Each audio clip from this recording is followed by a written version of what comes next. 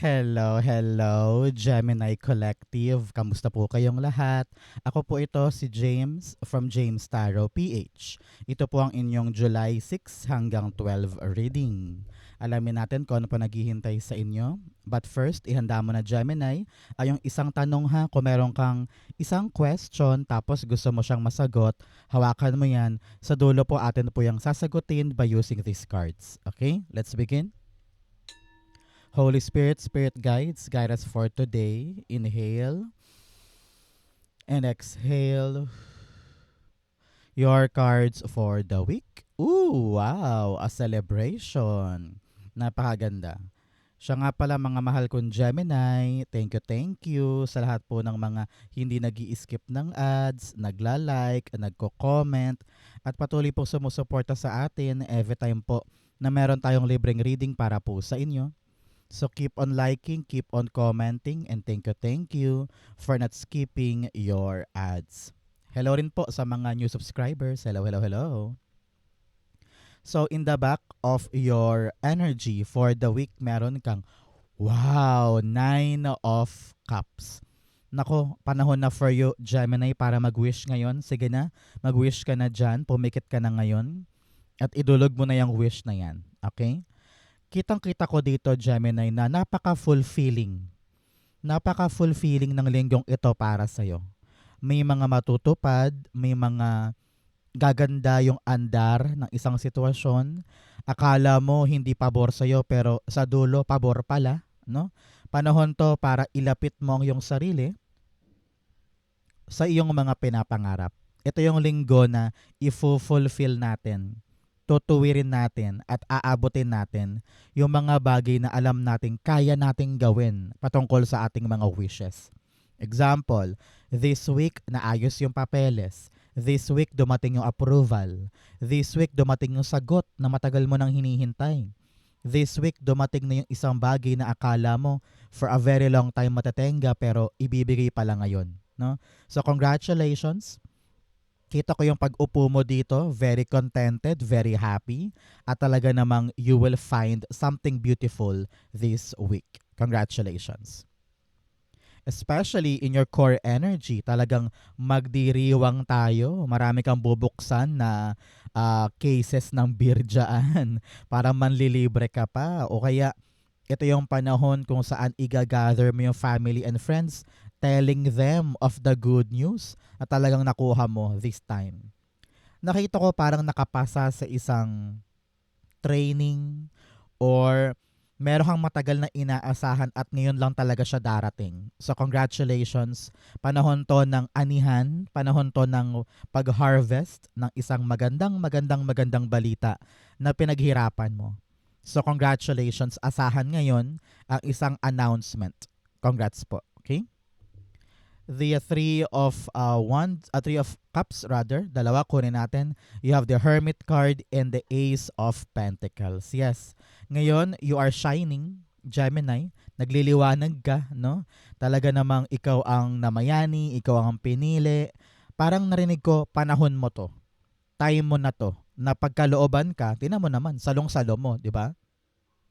Pinagkakalooban ka ng bagong biyaya at talagang sabi mo, yes, Lord, after so many years, after so many tries, nakuha ko din. At hindi ka na malungkot, hindi ka na nandyan sa dilim, hindi ka na nakahalokip-kip dyan at naiyak or malungkot dahil panahon na para umangat ka naman at magkaroon ng pagbabago sa life mo. Congrats, congrats, congrats. Napakaganda nito. Ang kinin mo na to, i-claim mo na to, it will be yours. So, mga Gemini, ano ba yung mga bagay na gusto mong i-celebrate ngayon? Ano ba yung hinihintay mong magandang balita na yan?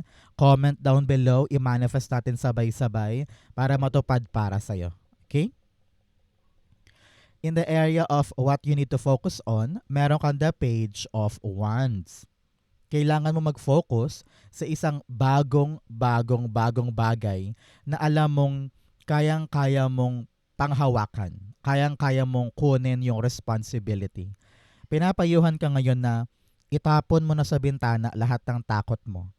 Ito yung panahon na wala nang hiya-hiya, wala nang duda-duda.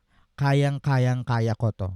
If you're moving to a new house, moving to a new place, or starting out a new job or a new career, or meron kang sinusubukan na itayo. Halimbawa, papatayo ka ng bahay, papatayo ka ng bagong negosyo or sideline, kayang-kaya mo, no? Pag-aralan mo siya, busisiin mo, huwag kang matakot sa mga responsibility, kayang-kaya yan. Okay?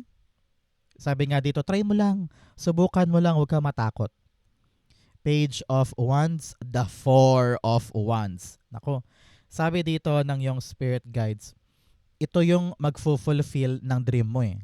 Kung ano man tong isang bagay na medyo interesado ka ngayon na parang, try ko nga, subukan ko nga, sige baka kaya ko, baka swak ako dito, baka pwede ko tong pagkakitaan soon, o kaya baka okay naman sa akin tong bagay na ito.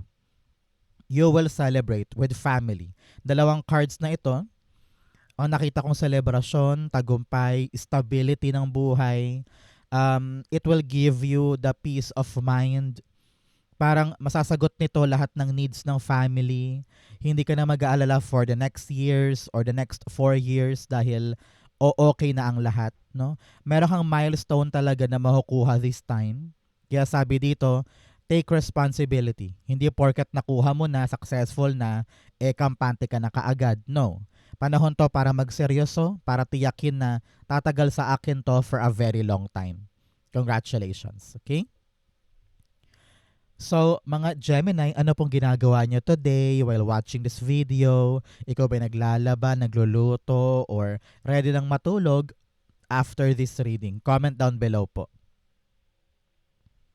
In the area of what you need, ito ang kailangan mo, the Two of Swords. Kailangan mo ngayon, Gemini, na palaging mamili. Mamili papalapit sa goal ko. Mamili papalapit sa aking hinahangad. Example, ikaw ay naghahangad na magkaroon ng magandang trabaho sa abroad. Pero takot ka naman mag-apply sa mga agency. So paano tayo lalapit sa goal natin kung yung unang choice pa lang, hirap na hirap ka nang mag-decide or kumilos? So, kung ano man tong kinakaharap mo ngayon na nahihirapan kang mamili o nahihirapan kang mag-decide, sabi dito, wag mo masyadong protection na ng iyong puso. You are so afraid to get hurt or sumubok sa buhay. You're afraid na baka mag-fail. You're afraid na baka hindi ko kayanin or hindi maging maganda ang resulta or baka mabokya lang. Kapag takot kang mag-decide, paano ito? Ngayon ka palang lalabas sa yung shell. Ngayon ka palang talaga magniningning at makukuha mo yung mga bagay na dati pangarap lang. Pero mag-uumpisa talaga lahat ng yan. Uugatan yan ay ang iyong choice. Pipiliin mo ba to or hindi? Ako ba'y lalayo sa aking goal or hindi? Kailangan bawat desisyon natin today ay papalapit sa ating goals. Okay? The Two of Swords, meron kang the Two of Pentacles. Meron ka ng 2. Talagang pinapayuhan ka ngayon, Gemini, to align yourself. Align yourself sa mga bagay na kailangan mong maabot. Example, lagi ko itong ginagamit na example. Pangarap mo maging singer pero never ka naman nag-audition. Pangarap mo maging doktor pero never ka nag-try maghanap ng paraan kung paano makapasok sa medical school, di ba? Kailangan yung ating pagnanais, susubukan nating salubungin yon, no? Ibibigay sa iyo pero paano kung lumalayo ka? Paano kung iba ang iyong kinikilos, di ba? So align yourself to get there. Okay? Here, yung Two of Pentacles dito, parang pinapayuhan ka na timbangin mo lahat ng aspeto. Timbangin mo lahat ng options mo, no? Para kapag nakapag-decide ka, mapipili mo yung pinaka magandang option para sa akin. Example, ikaw ay nasa mall. Nahihirapan kang mamili sa dalawang magkaibang sapatos. Parehong maganda, yung isa maganda pero mahal, yung isa mura pero okay naman. Sabi mo, ano bang pipiliin ko dito? itong isa or itong isa. Pero na-realize mo, ay, meron pang 10 ibang sapatos doon sa kabilang estante. Why am I wasting my time sa dalawang ito kung meron pa akong option? Sa panahon to for you to weigh down all of your options para mapili mo yung pinakamagandang desisyon dyan. Okay? So open yourself, harapin mo na ito. Huwag mo nang iwasan. Okay? In the area of what's affecting your current energy, meron kang the Sun card. Si Sun card, talagang sabi ko, pag lumalabas to, tapos na, ending na, maganda na ito, no? A happy, happy, happy news ang bubulaga sa'yo this time. Some of you talaga hindi ka makapaniwala na, wow, madali lang pala, akala ko mahirap, kinaya mo, you feel so free, nakawala ka na sa bigat ng anticipation, sa bigat ng paghihintay, sa bigat ng puro duda, puro stress. At ngayon talaga super liwanag ng buhay mo dahil dumating na yung opportunity or yung blessing or yung announcement na magpapalaya sa'yo sa mga takot mo, sa mga questions mo. And here you are celebrating it with your family and friends. Napakaliwanag ng buhay mo this time, Gemini. Kaya sulitin mo ito. Mga magagandang resulta, kumpirmasyon, magandang kalusugan, or magandang development sa mga nilalakad mo. Congratulations. Okay? Sun card, the 10 of Pentacles.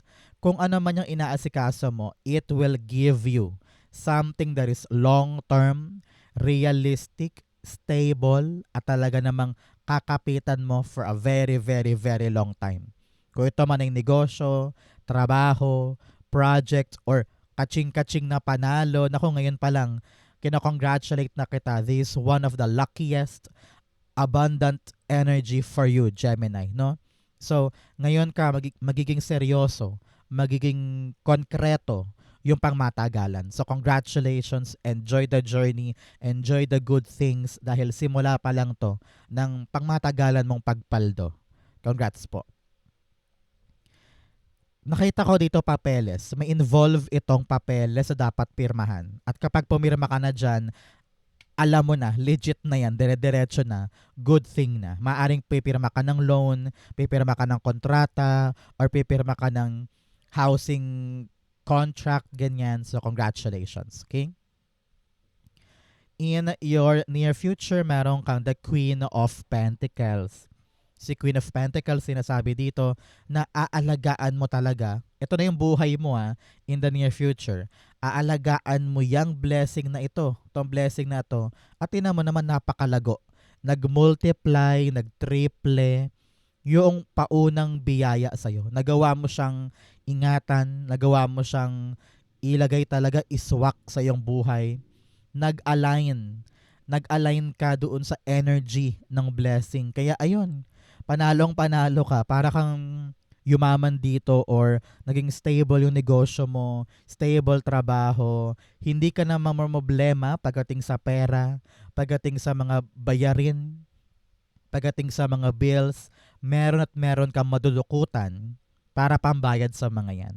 So congratulations, money aspect is going better, going greater para sa'yo, kaya manlibre ka naman, napaka maunlad, napaka magarbo, and also very abundant yung energy para sa'yo in the near future. Ang tabayanan mo, mga 13 to 14 weeks or 14 months, ito yung katuparan ng paglago sa bagay na yan. Okay?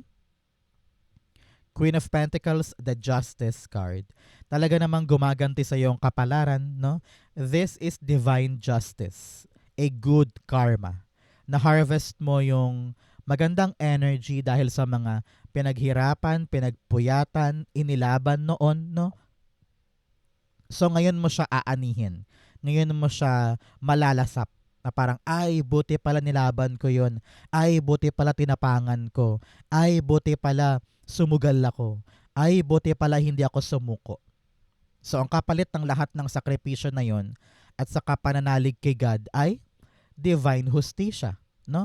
Lalago ang kaperahan, lalago ang negosyo. Kung anong hinahawakan mo, dodoble yan, titriple yan. Congratulations, okay? Kaya ang payo sa'yo, maging matalino, Bawat hakbang, pinag-iisipan, bawat kilos, dapat malalim mong pinagmuni-munihan para tama yung hakbang. Panahon to think always right from wrong. Dapat laging binubusisi. Sigurista ka, kumbaga, para lahat ng inaalagaan manatiling safe, lumalago, tumitibay pagtagal ng panahon. Okay? In the area of your challenge, meron kang the Page of Swords. Nako, ang challenge sa'yo, Gemini, ay yung parang impulsive decision. Parang ngayong linggo, ang problema mo, halimbawa, bigla kang napikon sa kaibigan mo, nakapagsalita ka ng masama. Hindi mo naman minimin, hindi mo naman intention, pero nabitawan mo na. O kaya sa GC, o kaya sa post mo sa social media, bigla ka nakapag-post ng mga bagay na medyo hindi maganda dahil lang nadala ka sa emosyon mo. So panahon to think twice. Okay? Think twice when it comes to your action, to whatever you say, sa mga pinopost sa social media. Kailangan hindi tayo bibira or gagalaw na lang ng impulsive, no? Na hindi pinag-isipan. Yun ang problema mo ngayon.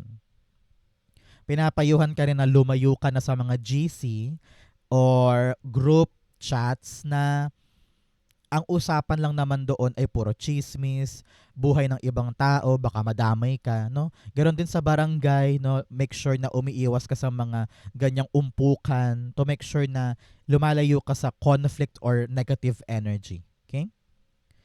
Page of Swords, the Hanged Man. Hanged Man is all about clarity. Clarity sa mga bagay para hindi tayo magkamali. Kailangan pagyabungin mo this week yung talas ng isip mo na parang, ay, ayoko lumapit dyan, gulo yan, ay, hindi ko papatulan yan, pag-iisipan ko na lang kung anong plano ko next time, ay, ayoko magumadali ngayon, kailangan klaro muna to bago ako bumira, mga ganyan. Okay? Your mind should be powerful this time para tama yung mga action mo. Okay? In your fortune, meron kang staying focused, hold the course. Sabi dito, mag-focus ka lamang sa goal natin, sa isang biyayang ating dapat i-celebrate at tutukan mo yan, aralin mong mabuti para umunlad ka. Para maging long-lasting ito, mahanap mo yung happiest and lightest way to carry itong bagay na ito. Nang sa ganun tumubo siya ng malago tulad dito. Stay focused, umiwas sa mga distraction, sa mga temptation sa paligid. Nako, maraming makinang dyan na maaring magpaagaw ng iyong atensyon. So, kailangan alam natin yung ating priority para makatulay tayo, masalubong natin yung ating mga goals and wishes. Okay? In your fortune, meron kang the 5 of Wands. Panalo. Marami naglalaban-laban dyan sa gusto mo. Marami ring mga balakid noon or akala mo hindi mo kakayanin, pero this is your indication na you will win this. Makakalagpas ka sa hirap na ito. Kung meron ka mang mga kaaway somewhere, this is also an indication na lie low na, planchado na, wala nang gusot, wala nang away, magkakaintindihan na. No? Pinapayuhan ka rin, Gemini, dito na huwag mo nang isipin pa yung ginagawa ng iba. Huwag mo nang i-compare ang sarili mo sa napala nito, naabot nito, ang bilis-bilis yumaman nito, or na-accomplish agad ni Kumare tong ganito. Just focus on yourself. Marami kang laban na kailangan mong ipanalo ngayon. Kaya you don't need to be intimidated or mag-compare. Just do your best, ipapanalo mo siya this time. Congratulations. The 5 of Wands, the Page of Wands. Yes, ikaw talaga ang namayani. Ikaw ang bukod tangi. Ikaw ang pinagpala. Ikaw ang chosen one. Sa dinami-dami ng nagtatalo-talo dyan or nag-aagawan dyan, meron kang pambihirang skills na out of the ordinary. At very unique ka sa mga kasabayan mo. Kaya ikaw ang pagbibigyan. Ikaw ang sasalo. Sayong-sayo ito. So, congratulations. Okay? In your divine messages, meron kang the energy is gaining momentum. Bumibilis na, gumaganda na, nasasalo mo na, umaandar na yung mga bagay-bagay. Kaya kailangan maging matalino, wag bira ng bira, dapat pinag-aaralan yan. Be excited na lumaban at ipanalo ito. Always open your heart and timbangin yung mga options para alam mo yung tamang hakbang forward. Hindi tayo aatras. Aabante tayo moving forward. Okay? In your divine messages, meron kang the Eight of Pentacles. Napakaganda ng work mo this week. Sabi dito, mag-focus ka sa trabaho, mag-focus ka sa iyong negosyo. Kailangan hands-on tayo ngayon kasi unti-unting gumaganda or tumataas yung demand para sa'yo. Naasikasuhin ito kaya magpakasikpag, mag-focus, and also gawin mo yung best mo. Sabi ko nga kanina, wala nang hiya-hiya, wala nang takot-takot. You will excel on this. Trust your ability, iaangat ka niyan. Okay? The Eight of Pentacles, the Three of Wands. Ikaw ba'y naghihintay ng promotion? Naghihintay ka ba ng good news or go signal sa isang bagay? Darating daw siya ngayon. Halimbawa, naghihintay ka ng tawag o kumpirmasyon. Naghihintay ka ng exam results or training result. Yes, darating siya at makatulong to ng malaki tungkol sa iyong career or trabaho. Congrats po. Okay? Outcome mo yan, bigyan mo na kita ng fortune cards. Meron kang club. Someone is trying to make you do something against your will. Meron daw taong pinipilit kang gawin yung gusto nilang gawin mo. Pero sabi dito, you need to resist. Huwag mong gawin yung mga bagay na ayaw mo. Magsalita ka, speak up, tell the truth dahil alam mong meron kang tinutumbok kaya huwag kang papayag na ma-distract ka na mga taong pinapagawa sa'yo yung mga bagay na labag naman sa'yo. Okay? You also have, family wishes come true. Congratulations. Meron talagang pampamilya na matutupad this week. Maaring new house, may ikakasal, may bagong trabaho, may nakapasa sa exam, sa licensure, sa scholarship, ganyan. Congratulations. You have needle and thread, a sincere wish will be granted. Parehong cards na, dalawa ng cards ang nagsabi sa atin na meron ka talagang wish. Tatlo na pala, wish na matutupad sa'yo. Congratulations. You also have a will, indecisiveness. Sabi nga dito, staying focused. Kailangan nakafocus tayo sa isang bagay at nakatutok tayo 24 oras para sa mga yan. Kailangan talaga, we have an aim. We have a goal. Undeniable goal na hinding-hindi mawawaglit sa'yo. Okay? Ang outcome ni Gemini for July 6 to 12, the Judgment card. Yes, bagong buhay. Pagkagising ito, na-realize mo na kung ano yung mali. Na-realize mo na kung ano yung distraction mo. Na-realize mo na kung ano yung mali kong ginagawa noon. At ngayon, malinaw na yung ruta, yung desisyon, yung laban, at yung pagkaantala, no? Malinaw na ngayon at haharapin mo na siya with full heart. Sabi mo, it's now or never. So sundin ko na yung pinapagawa sa akin ni God, kung ano yung blessing niya sa akin, and I will embrace what's coming for me. Congratulations. Sabi rin dito, this week meron kang marirealize. Meron kang malalaman na parang, ganun pala yun. Ay, ganito pala yan. So kung ano yung realization na yan, actionan mo. Okay? Judgment, the Emperor card.